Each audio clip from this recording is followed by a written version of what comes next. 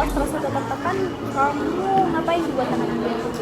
Hal sederhana yang saya bisa itu makan Kak, karena kan kalau misalnya makan misalnya makan coklat, burger ataupun dengan makanan instan lainnya itu bisa mengurangi stres.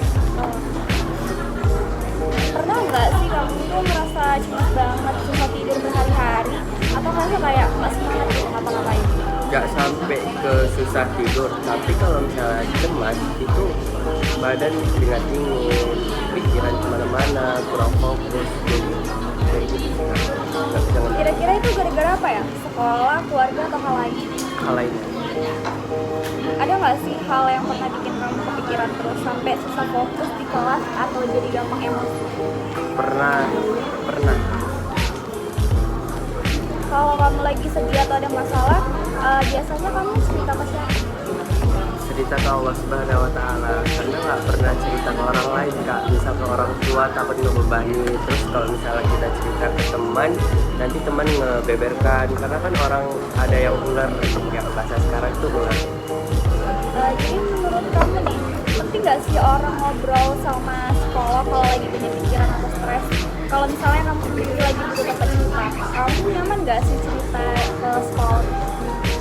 Mungkin kalau misalnya kita cerita ke psikolog mungkin butuh waktu ya, untuk bisa kita cerita ke dia ataupun kita terima ataupun bisa menjaga. Mungkin itu salah satu yang paling baik lah, salah satu cara terbaik, karena kan psikolog ini psikiater ya Kak, psikiater ini sudah di Mohon maaf ya, psikolog sama psikiater itu beda.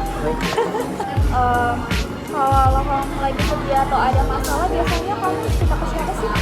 kalau misalnya sedih ataupun ada masalah, saya lebih ke sholat Kak, lebih ke nenangin diri misal dengan berdoa.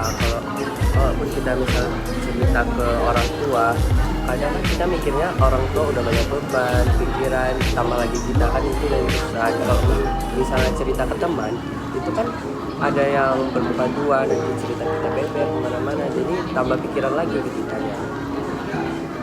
Nah, menurut kamu penting nggak sih orang ngobrol sama sekolah kalau lagi banyak pikiran atau stres?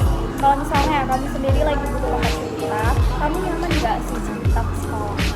Menurut saya itu penting, karena kan psikolog ini udah diajarin bagaimana cara menyimpan pribadi hal seseorang, bagaimana cara menenangkan pikiran orang, dan bagaimana cara untuk mengeluarkan permasalahan tersebut. Jadi menurut saya penting.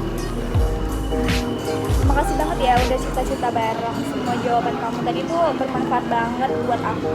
Semoga kamu selalu sehat dan semangat sekolahnya. Kalau ada apa-apa jangan ragu cerita ke orang yang kamu percaya ya. Oke, terima kasih. See you.